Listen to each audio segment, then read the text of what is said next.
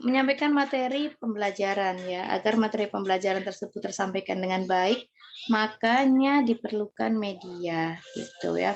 Dan untuk pemilihan media tersendiri itu harus disesuaikan dengan kondisi peserta didik ya.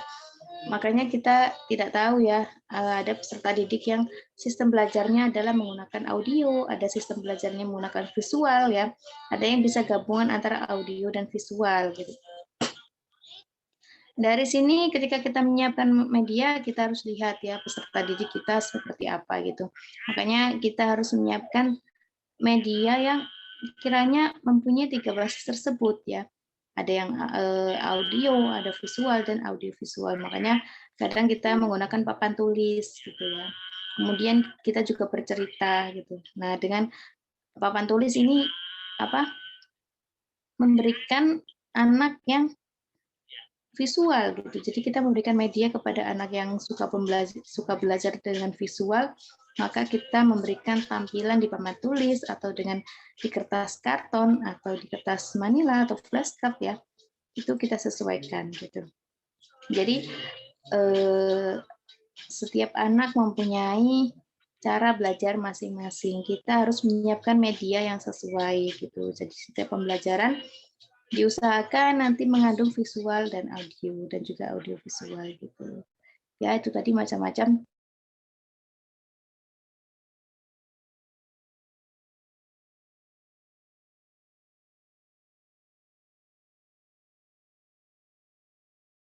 Fokus ya, ada pakai proyektor gitu, pakai laptop gitu. Kemudian yang non elektronik itu tadi ada yang berupa papan tulis, poster, gambar gitu ya, atau miniatur gitu, bentuknya tidak elektronik. Kalau kita sekarang ya lebih kepada teknologi ya. Media yang kita gunakan sekarang misalnya media Zoom ya. Ini adalah perkembangan teknologi. Jadi kita bisa melaksanakan perkuliahan dengan menggunakan media Zoom. Ada juga yang menggunakan Google Meet, ada yang menggunakan dengan aplikasi Classroom gitu. Jadi media sekarang sedang berkembang ya. Makanya kita perlu mengetahui apa saja media teknologi pembelajaran yang akan berkembang saat ini. Kemudian faktor-faktor yang mempengaruhi hasil belajar ya. Tadi sudah disebutkan banyak sekali ya. Ada faktor internal dan faktor eksternal ya. Faktor internal salah satunya adalah faktor fisik ya pastinya. Kalau fisiknya sehat, fisiknya kuat, tidak sakit gitu, pasti akan gampang sekali menerima pembelajaran gitu ya. Beda dengan kalau lagi sakit atau sedang demam atau lagi nggak enak badan, pasti menerima materi juga agak kurang gitu. Kemudian selain faktor fisik ya, faktor internal juga faktor psikologis ya, ada faktor psikologis gitu. Apakah dia sedang sedih, dia sedang marah, atau dia sedang senang, atau emang dia menyukai nggak, berminat nggak dengan pembelajaran ini gitu. Apa dia menyukai nggak gitu. Jadi faktor psikologis itu faktor keadaan batinnya ya. Kemudian selain minat, apakah dia termotivasi atau tidak gitu ketika pembelajaran itu berlangsung gitu. Kemudian itu adalah faktor internal. Terus ada faktor eksternal ya. Faktor eksternal diantaranya ada orang tua. Orang tua bagaimana keadaannya dia di rumah gitu. Faktor keluarga ya. Kemudian faktor sekolah, faktor dari guru gitu. Kemudian ada faktor di kelas ya. Nah, itu tadi pengelolaan kelas ya, penyediaan media itu juga jadi faktor yang mempengaruhi hasil belajar siswa ya, karena dengan adanya media itu akan lebih mudah dipahami oleh siswa gitu. Kemudian fungsi dari media itu sendiri sangat banyak sekali ya, memudahkan guru dalam menyampaikan materi pembelajaran gitu ya. Kemudian memudahkan siswa dalam menerima pelajaran dan menjadikan pembelajaran lebih menyenangkan, tidak membosankan ya. Jadi anak-anak menyukai proses belajar itu sendiri gitu. Ya. dari sini mungkin ada yang dipertanyakan atau ada yang sharing gitu, sebenarnya media apa yang cocok untuk anak-anak atau apa sebenarnya sebelum mempersiapkan media apa yang perlu dipertimbangkan gitu ya. Silakan sharing ya teman-teman semuanya, barangkali ada yang sudah berpengalaman mengajar gitu ya, bagaimana menyiapkan media, bagaimana membuat media, kemudian bagaimana agar media tersebut bisa tersampaikan dengan baik. Kadang kita sudah menyiapkan medianya udah bagus gitu, tapi cara penyampaiannya kurang ya. Jadi kurang nanti hasilnya gitu. Ya, silakan teman-teman sharing atau mau bertanya atau berpendapat atau menambahkan dari materi pemakalah pada pagi hari ini. Ayo dipersilakan semuanya, ada suaranya, silakan ditunggu. Baik, Ibu. Di sini sudah ada satu pertanyaan dari Saudari Firna. Pertanyaannya yaitu, bagaimana menciptakan interaksi langsung dan tidak langsung antar sumber pesan, guru, media, dan siswa untuk membantu mengatasi berbagai hambatan-hambatan dalam proses belajar mengajar, sehingga proses komunikasi akan berhasil dan contoh kasus juga solusinya. Baik, di sini saya akan coba menjawab dari pertanyaan Firna. Untuk membangun interaksi pembelajaran, bisa kita perhatikan dari aspek sosial dan emosi anak, yaitu yang pertama, awali pertemuan yang baik. Misalnya di pertemuan pertama dalam kelas, karena pertemuan pertama dalam kelas itu kan mempengaruhi suasana belajar ke depannya. Artinya, jika pada pertemuan pertama kita sebagai guru sudah semangat, aktif, dan positif, maka kegiatan belajar berjalan dengan efektif. Karena pertemuan pertama bisa dilakukan dengan misalnya dengan salam dan perkenalan diri sebagai langkah awal membangun interaksi dengan siswa. Kemudian yang kedua yaitu dengan mengetahui minat dan karakter siswa. Karena setiap siswa memiliki karakter yang berbeda. Kita sebagai guru perlu mengobservasi minat, keaktifan, dan karakter setiap siswa dalam kelas untuk bisa mengetahui minat dan karakter siswa. Serta kita harus terbuka dan lebih dekat dengan para siswa. Ajak para siswa berkomunikasi dan tanyakan hal-hal yang mereka suka atau tidak suka saat belajar, serta kendala yang mereka rasakan. Kemudian yang ketiga, sambil bermain. Kita sebagai guru bisa menggunakan metode belajar apapun sesuai dengan kemampuan.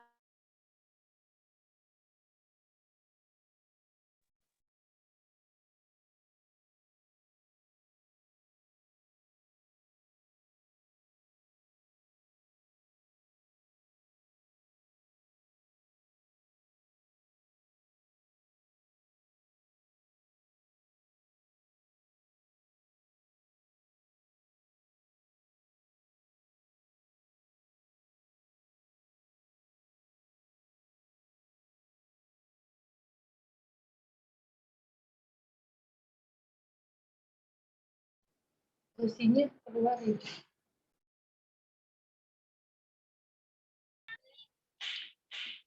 Keluar Zoom ya. Dibantu dari kelompoknya lainnya, silakan.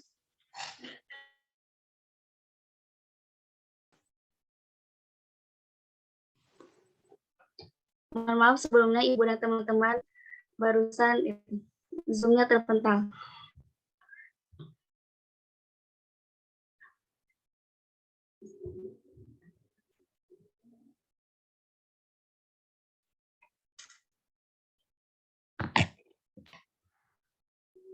Apakah suara saya sudah terdengar?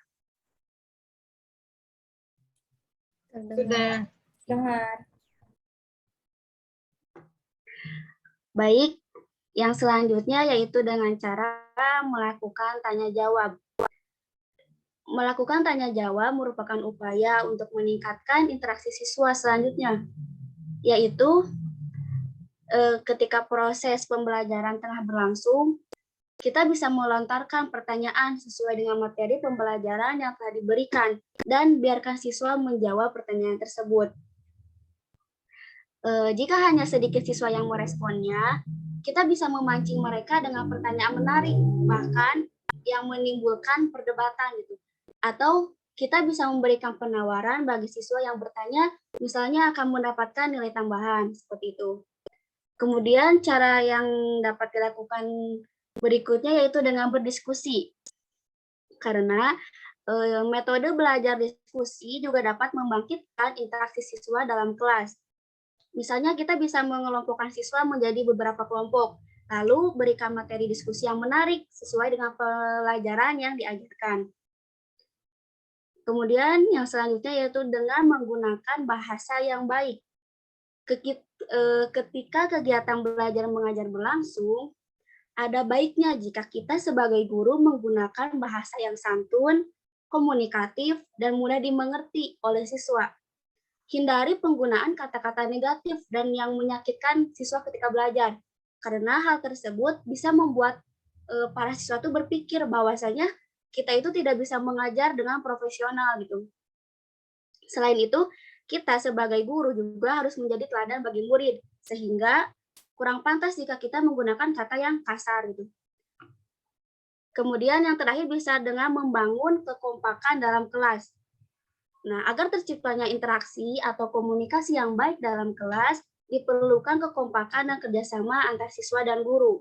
Guru atau wali kelas memiliki peran penting untuk membangun kekompakan siswa. Jadi kita tuh sebagai guru jangan membiarkan mereka membentuk kelompok bermain atau game sendiri. Seperti itu jawaban yang dapat saya sampaikan. Apakah saudari Firna dapat mendapatkan jawabannya? Baik, cukup menjawab. Terima kasih saudari Lucy. Baik, apakah dari teman-teman ada yang menyanggah dari jawaban saya atau ada yang mau menambahkan? Dipersilahkan. Mohon maaf, saya mau bertanya seputar jawaban barusan mengenai menjadi guru yang baik dan berikut tipsnya tadi. Bagaimana kita tidak bisa memilih untuk menjadi untuk memilih guru gitu. Nah, yang akan saya pertanyakan bagaimana kalau misalkan ketika kita memiliki guru belajar, tapi guru tersebut tidak memiliki gaya belajar yang kurang baik, misalkan mengatakannya yang kurang pas atau misalkan agak memiliki umpama si siswa ada kesalahan terus dia berani untuk dengan umpama ada yang salah terus melempar barang ke siswanya. Nah, itu bagaimana tipsnya kita sebagai murid, karena ini mungkin ada sebagian di tempat sebagian ada guru yang seperti itu gitu. Kira-kiranya paham nggak? Kedengeran nggak suara saya? Terdengar jelas, Kak. Jadi mungkin ini pertanyaan dari aspek kita sebagai siswanya ya, Kak? Iya, terhadap guru yang kurang baik. Iya. Sempat punya pengalaman belajar, kita pengen bisa tentang satu hal tentang ilmu itu, tapi kita dihadapkan dengan guru yang mungkin kita kalau kurang, siapapun itu kalau misalkan gurunya kurang pas dalam artian kurang memiliki etika yang baik dalam mengajar gitu. Kemudian guru tersebut berani untuk kalau salah umpama dia berani agak main tangan gitu. Nah, itu bagaimana kita menjadi murid gitu ya, supaya kita nyaman belajar di kelas gitu.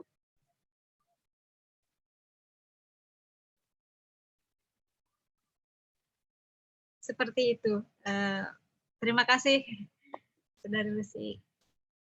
Baik, terima kasih Saudari Kashifa atas pertanyaannya.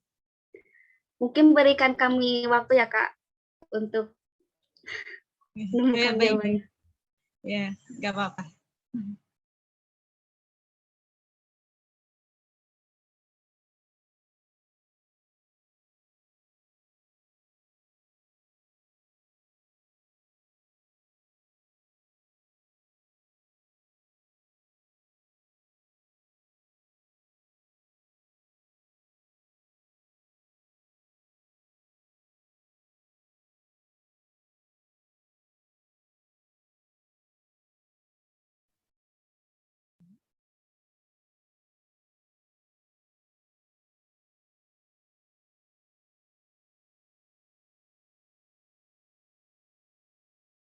Atau mungkin mau teman-teman yang lain selain pemakalah jawab juga nggak apa-apa.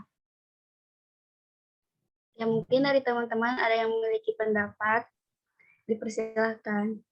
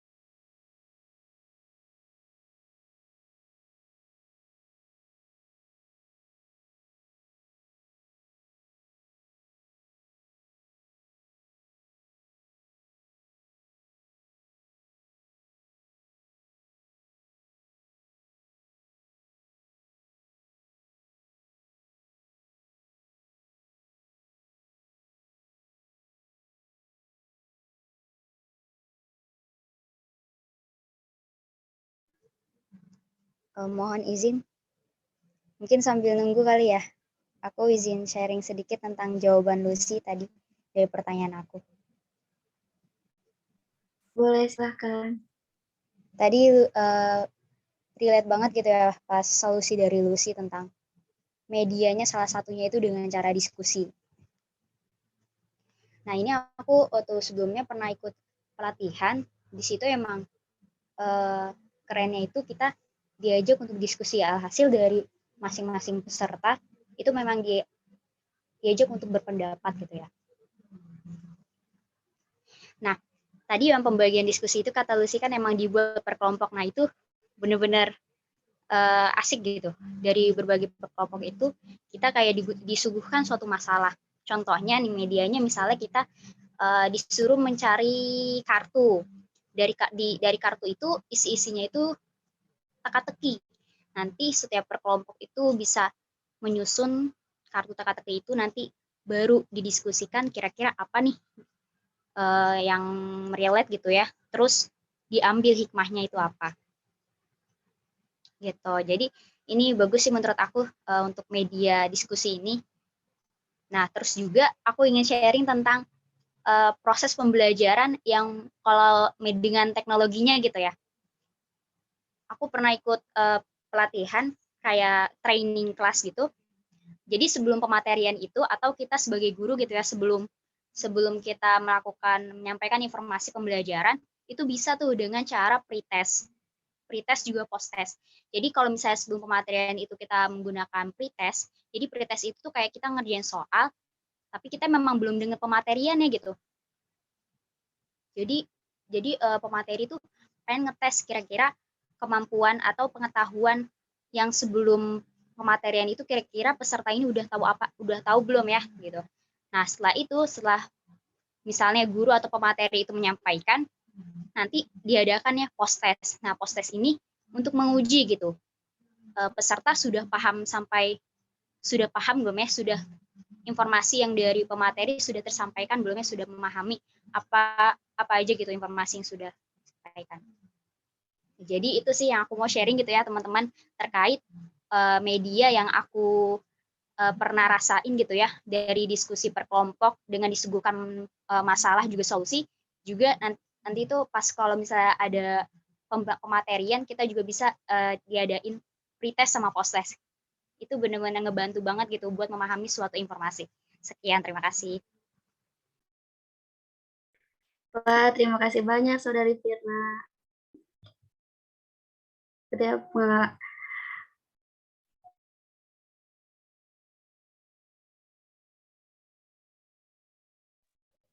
Mungkin dari teman-teman yang lain juga ada yang ingin diceritakan atau sharing-sharing gitu selagi kita menunggu jawaban atas pertanyaan Kak Syifa. Boleh banget teman-teman.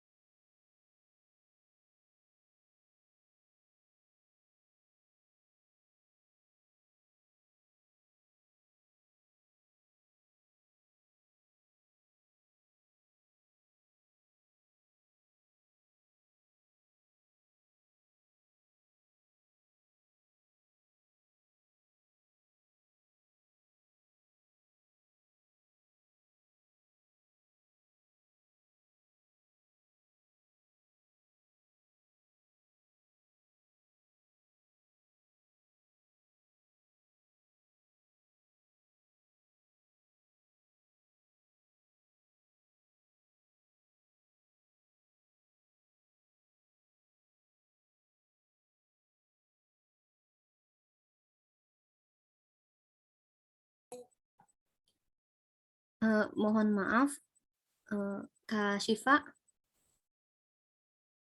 adakah Kak Syifa? Iya, ada.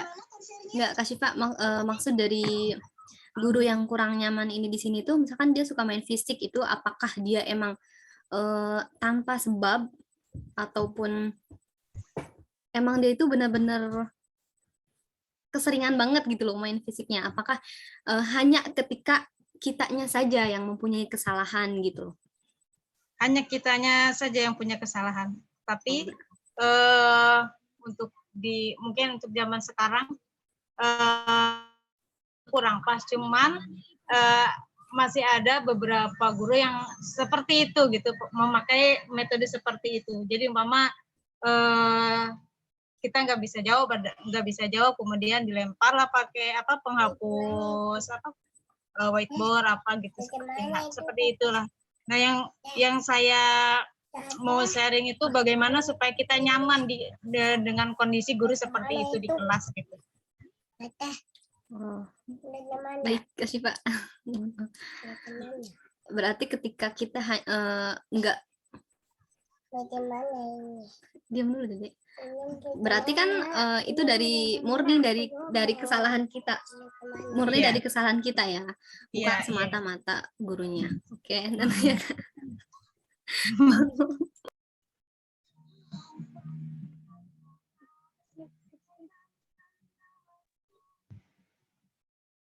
Ya mungkin kan Kak, ini untuk contoh kasusnya kayak misalnya guru bertanya kepada kita tapi kita nggak bisa jawab. Nah mungkin yang bisa kita lakukan dengan belajar terlebih dahulu sebelumnya gitu. Jadi kayak misalnya kita tahu nih besok pelajaran guru ini, mata pelajarannya ini.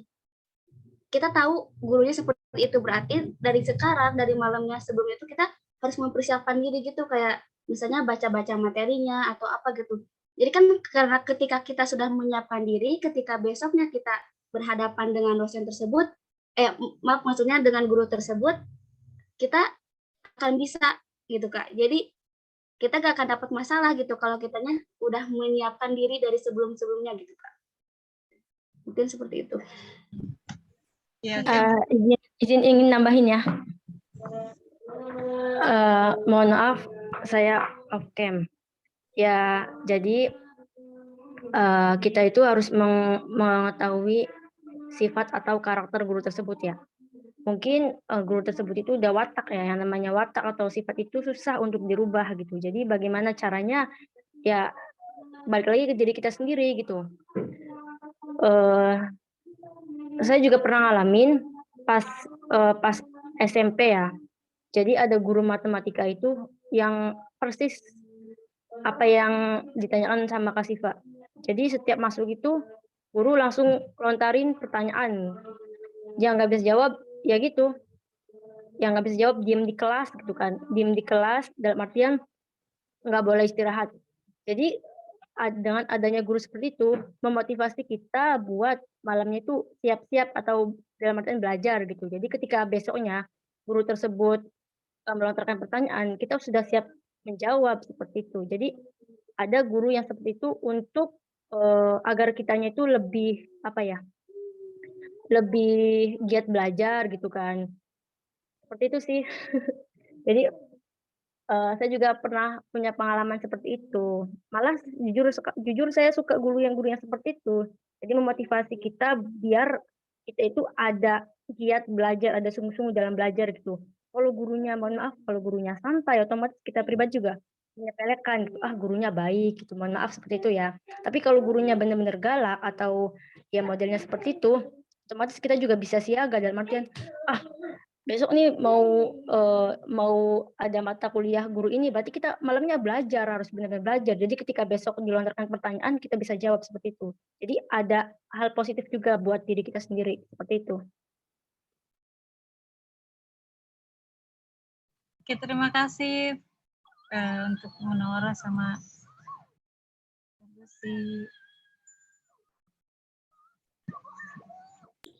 Ya, terima kasih banyak Munawwaroh atas jawabannya. Mungkin ya teman-teman ada yang ingin ditambahkan. Nah, dari mungkin silahkan. ingin menambahkan, mungkin dari perspektif kitanya juga harus positive thinking. Maksudnya kita harus berpikir positif. Guru itu kenapa sih melakukan hal seperti itu, gitu ya? Melakukan hal-hal kekerasan seperti itu karena apa? Mungkin dengan cara halus, ketika dengan cara halus kitanya yang tidak merespon ataupun apa gitu ya. Tapi dengan cara itu kita tuh akan lebih teringat loh gitu. Soalnya kadang dengan tindakan itu sesuatu itu akan mudah diingat gitu. Mungkin guru itu bermaksud agar kita itu lebih rajin lagi untuk belajar. Misalkan ketika kita nggak tahu dan bertanya, kita malah dilemparlah pakai sesuatu, itu menimbulkan apa ya? Akan menimbulkan rasa kita tuh kalau ada pertemuan dia lagi tuh bagaimana caranya kita harus bisa menjawab pertanyaan itu gitu. Jangan sampai hal itu terulang kembali gitu. Dilemparlah apa. Jadi ada semangat buat kita untuk agar kejadian itu tuh tidak terulangi kembali. Jadi berpikir positif aja, mungkin ketika emang udah nggak bisa, itu udah watak gurunya, kita bisanya hanya berpikir positif thinking dan menerima dan membenahi diri aja. Mungkin gitu sih. Ada hikmah kan di balik itu semua. Kita jadi lebih giat untuk belajarnya gitu. Karena kita nggak mau hal itu terulangi lagi pada kita gitu. Mungkin itu. Terima kasih. Mohon maaf. Insya Allah ya. Terima kasih buat Saudari Khofifah, Saudari Lucy, sama Saudari Gunawaroh. Jadi intinya tetap positive thinking ya terhadap apapun keadaannya, siapapun gurunya gitu ya. Ya, karena Terima kasih. guru itu memiliki karakter masing-masing. Ketika karakter itu udah melekat, itu susah gitu. Tapi itu dalam hal positif kok, kalau menurut saya. Pengalaman sendiri, misalkan ya, ngaji gitu nih, ngaji ya. Saya pengalaman ngaji waktu kecil. Kalau nggak bisa itu, disabet kan, pakai lidi gitu kan. Nah, dari situ tuh gimana caranya sebelum ngaji itu saya udah bisa ngafalin dengan benar gitu. Makanya untuk apa ketika ngaji lagi tuh saya udah punya persiapan dan kejadian itu tuh pakai lidi itu nggak bakal terulang lagi gitu loh. Jadi apa ya, ke kitanya itu jadi ada persiapan gitu loh, nggak berleha-leha gitu. Jadi kita tuh mempersiapkan banget gitu biar nanti nggak terjadi gitu. Karena sifat guru itu karakternya masih berbeda-beda gitu. Dan kalau udah karakter susah. Mungkin itu. Mungkin dari Baik, Ibu. terima kasih banyak Saudari Khofifah. Mungkin dari Ibu ada yang ingin ditambahkan atau dikoreksi, kami persilahkan. Ya, baik. Ya, kadang kita memang mempunyai pengalaman masing-masing ya. Kita calon guru, kita juga pernah mempunyai pengalaman mempunyai guru seperti apa gitu ya. Memang kita tidak bisa mengendalikan, kita tidak bisa memilih, apalagi kalau di sekolah ya. Itu kan sudah jatah dari sekolah ya, gurunya siapa-siapa aja itu nggak bisa memilih gitu. Tadi pengalamannya Siva mempunyai guru yang temperamen ya. Jadi ketika ada yang salah langsung lempar ini, lempar itu, membuat kitanya jadi takut gitu ya. Saya juga punya pengalaman seperti itu. Memang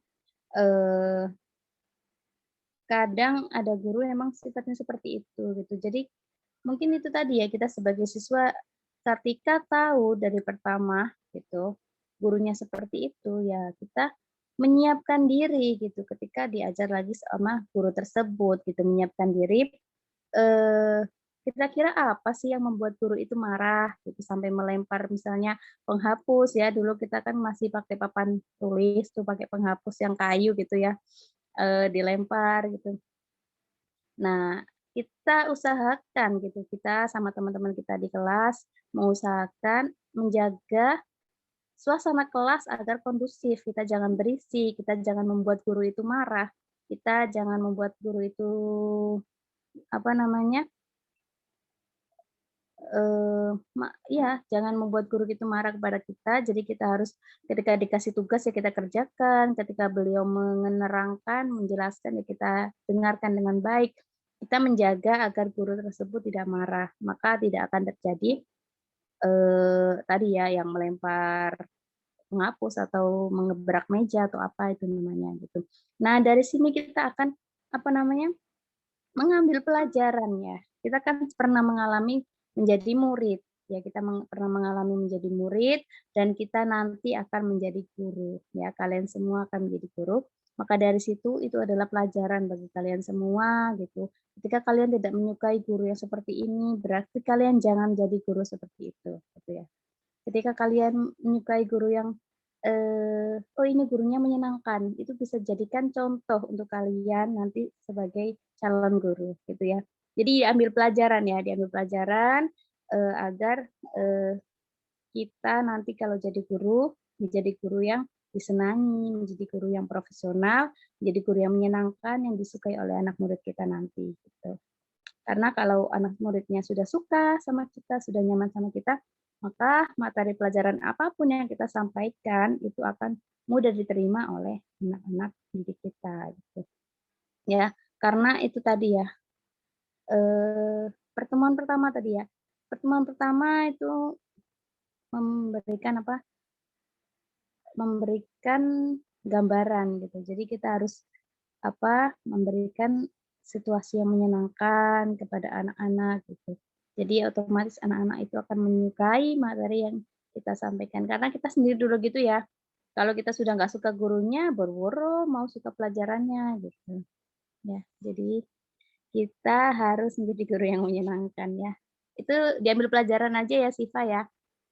Ya, Ibu, terima kasih jawabannya. Untuk yang lainnya mungkin ya punya pengalaman, silakan. Kita hari ini membahas media ya. Media pembelajaran gitu. Kadang media itu apa ya? Susah-susah gampang menyiapkan media itu ya. Karena apa? Karena kadang kita sudah menyiapkan media bagus, menyiapkan semuanya peralatan dengan baik, tapi kadang ada tidak diterima murid dengan bagus gitu ya. Tapi kita sebagai guru jangan menyerah ya, kita harus selalu berusaha bagaimana agar kita bisa menyampaikan materi dengan baik gitu ya, dengan media-media yang lebih baik lagi gitu. Karena kita nanti pasti akan mengalami jam terbang ya. Ketika pertama mengajar mungkin agak kagok, aduh media apa yang digunakan ya, aduh ini cocok nggak ya untuk anak-anak, ini bisa diterima nggak ya untuk anak-anak. Tapi ketika kita jam terbang, sering mengajar ya, mengetahui oh karakter anak-anak tuh suka yang ini, suka yang itu, jadi kita bisa menyiapkan media yang sesuai gitu. Jadi kita nggak bisa nih misalnya ada pertanyaan media apa ya kira-kira yang cocok untuk kelas ini, media apa ya untuk yang cocok untuk sekolah SD atau sekolah SMP gitu. Kita nggak bisa menjawab media apa yang cocok. Kita harus turun dulu lapangan, tahu siswanya seperti apa, peserta didiknya seperti apa, baru kita bisa menyiapkan medianya seperti apa gitu. Karena setiap anak kan mempunyai karakteristik berbeda-beda ya. Jadi kita tidak tahu. Kadang kita mungkin menjadi guru kelas 3 misalnya kelas 3 SD gitu. Itu aja kita kadang kelas 3 SD angkatan ini dengan angkatan yang kemarin, dengan angkatan yang akan datang itu pasti karakternya beda-beda gitu. Jadi kita tidak bisa menyamakan media yang kita gunakan sekarang akan kita gunakan untuk tahun depan juga tidak relevan ya. Pasti akan berubah, berkembang sesuai dengan perkembangan ya, sesuai dengan kebutuhan peserta didik juga ya. Karena pengalaman saya ngajar dulu ya, ngajar media, bikin media, karena saya ngajarnya di TK ya. Kalau kalian nanti kan PAI, biasanya ngajarnya di SD, SMP, atau SMA ya. Saya pernah ngajar di TK ya gitu, apalagi TK ya. Medianya pasti banyak sekali gitu ya, permainan, apa aja dibuat media pembelajaran gitu. Jadi kita harus kreatif ya, guru harus kreatif membuat media gitu. Dan zaman sekarang mungkin lebih banyak berbasis teknologi ya. Sekarang kan udah ada game, aplikasi Kahoot itu yang akan kita bahas nanti ya. Terus ada aplikasi apa lagi ya?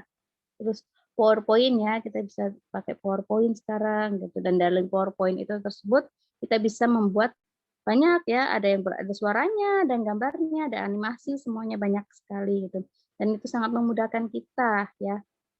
Beda dengan zaman dahulu. Kalau zaman dahulu mungkin pakai poster gitu ya, gambar. Terus kalau pelajaran IPA pakai itu ya, patung tengkorak gitu.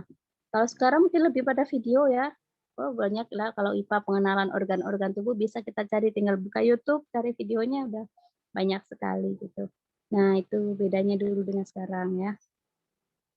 Makanya kita kalau dulu mungkin media pembelajaran udah cukup ya. Makanya sekarang materi kuliah kita adalah media dan teknologi pembelajaran.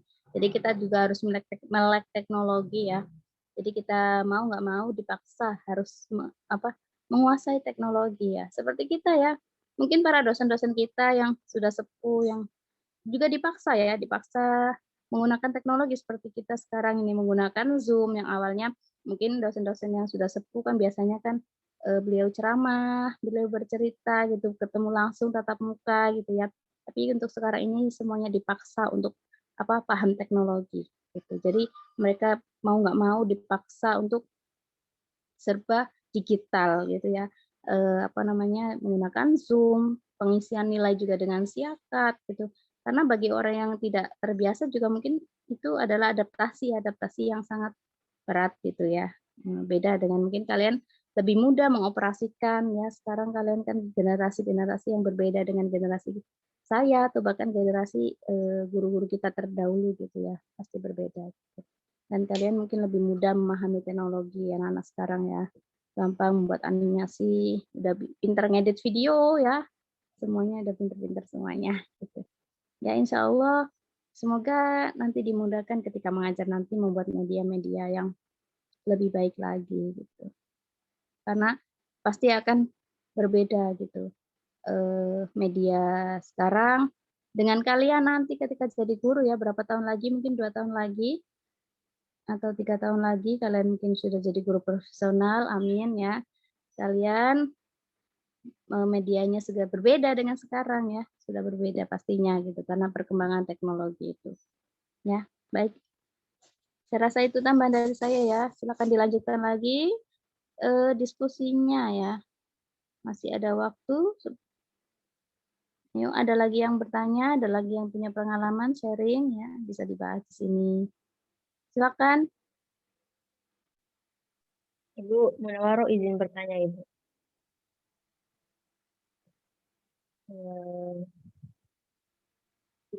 Kita semua kan di sini calon guru ya Bu ya, calon guru. Nah baiknya kita itu nanti kalau udah menjadi guru, baiknya kita itu dekat dengan murid atau tidak, karena banyak pengalaman ya Bu. Ketika guru dekat dengan murid, jadi murid itu ini bahasanya itu kayak songong ya Bu ya, karena merasa dekat dengan guru tersebut gitu loh Bu. Terus kita sebagai guru tuh kayak hilang di bawahnya gitu ketika terlalu dekat dengan murid gitu. Jadi kita itu sebagai guru atau calon guru itu baiknya seperti apa pada murid gitu loh Bu. Terima kasih.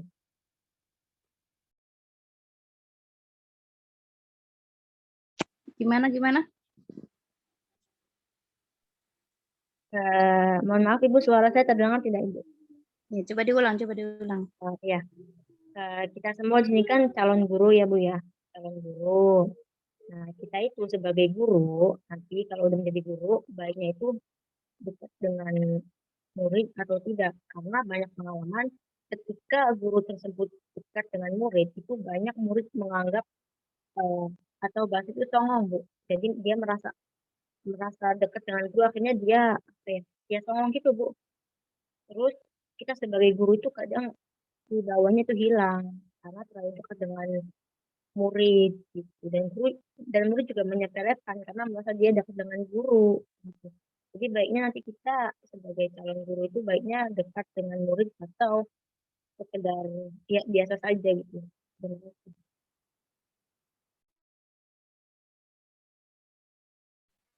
Baik, saya coba jawab ya pertanyaannya gitu. Gini, kita boleh menjadi guru yang nyaman untuk murid-murid kita gitu ya. Nyaman dalam artian kita mendekati murid kita dengan tujuan agar kita mengetahui karakteristik siswa tersebut gitu. Agar dalam pendekatan, dalam pembelajaran itu kita lebih enak, lebih tahu karakteristiknya seperti apa gitu. Kemudian mendekati siswa itu agar tahu apakah kondisi siswa itu seperti apa, apakah dia punya pengalaman dari keluarganya seperti apa gitu ya. Dalam artian itu adalah untuk mengetahui siswa itu seperti apa ya. Bukan berarti dekat dengan siswa itu di luar batas ya. Boleh kita dekat dengan siswa, tapi tujuannya itu tadi ya, mengetahui karakteristik anak, agar anak itu mau bercerita kepada kita tentang keluarganya, mungkin tentang permasalahannya, mungkin jadi kita bisa memberikan solusi-solusi yang bagus untuk dia, untuk perkembangan prestasinya mungkin ya. Tapi dengan artian dekat di sini nggak boleh kebablasan ya, maksudnya dekat jadi kita kehilangan wibawa itu jangan ya. Karena kalau kita terlalu dekat, akhirnya wibawa kita hilang, anak akan menyepelekan. Ya benar sekali gitu. Jadi anak tersebut nggak takut gitu, nggak sopan santun lagi sama kita. Jadi menganggap kita sebagai teman gitu. Boleh anak menganggap kita sebagai temannya, tapi tetap tetap sopan, tetap santun gitu ya. Jadi dari kitanya sendiri harus menjaga gitu. Boleh dekat dengan siswa itu boleh, nggak ada larangan ya, karena itu perlu untuk siswa nyaman kepada kita gitu. Tapi tahu batasan lah ya kita ya, jangan dekatnya itu dekat yang menimbulkan anak tersebut jadi tidak hormat kepada kita gitu. Ya seperti itu ya. Baik Ibu, terima kasih banyak Ibu atas jawabannya. Bentar, ini Firna bertanya ya di chat ya. Ya Firna bukan? aja. Kurikulum yang baru ya. Anak-anak. Hati-hati. Ya. Saya juga baru tahu hari ini tuh ada kurikulum baru ya. Firna, tahu dari mana? Dari berita? Beberapa hari yang lalu baca berita itu, Ibu. Iya, saya juga baru waktu itu. Baru baca tadi nih, belum baca maksudnya baru tadi ada yang sharing ke saya gitu tentang kurikulum yang baru ini. Saya juga belum baca ya. Nanti kira-kira kalau saya sudah baca mungkin saya sharing ke kalian semuanya ya. Intinya itu kalau dulu kan ada KIKD ya gitu. KIKD itu misalnya sebelum pembelajaran, KI-nya apa, KD-nya apa gitu. Kompetensi intinya apa nih yang harus kita tujuannya gitu. Kalau atau kompetensi dasarnya apa gitu. Tapi kalau sekarang enggak, langsung CPL gitu. Capaian pembelajaran gitu. Capaian pembelajaran kita apa. Nanti saya baca lagi ya. Saya juga baru tahu hari ini tadi ada yang sharing di grup. Saya belum sempat baca secara jelas gitu. Ya mungkin nanti bisa kita diskusikan minggu depan ya. Kita bahas gitu. Ya. Ya itulah jadi guru ya. Mungkin guru-guru sekarang ini ya yang lagi ngajar di SD ada SMP gitu. Mungkin dari kurikulum 2013 aja ada yang belum begitu paham ya, maksudnya belum begitu bisa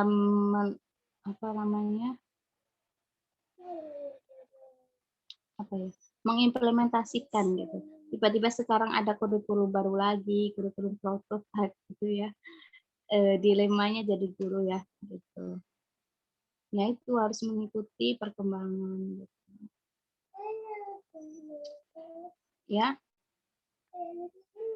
Firna nggak apa-apa ya Firna ya. Kebetulan saya beneran hari ini baru dapat tadi di grup ya, belum sempat dibaca gitu. Baik, hari ini masuk semua.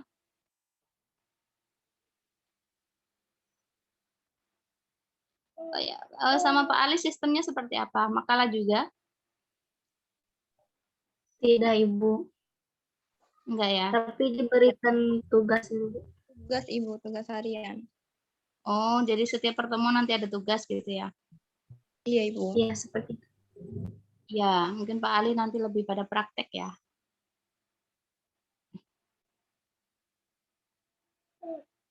Ya, baik.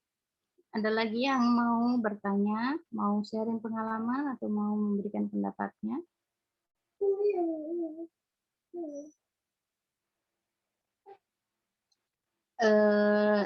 Kosma atau PJ nanti tolong laporan absen ya. Baik, Ibu. Ya, baik. Kalau memang sudah tidak ada yang tanyakan, kalau memang sudah jelas semuanya, saya mohon undur diri dulu ya. Kebetulan anak saya lagi sakit, demam ya, mohon doanya semoga cepat sembuh ya. Lagi rewel tadi nih, dengan nangis-nangis tadi.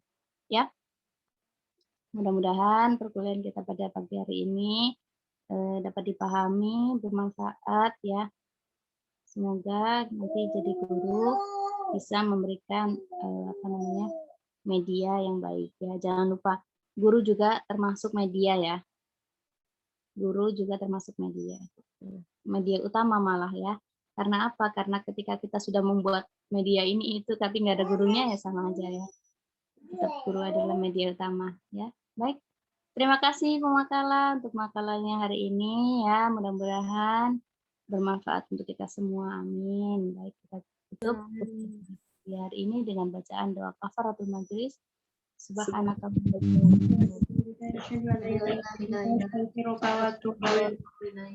kasih, maaf ya. Assalamualaikum warahmatullahi wabarakatuh.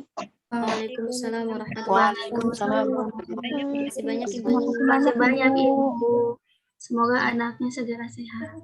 Amin ya rabbal alamin.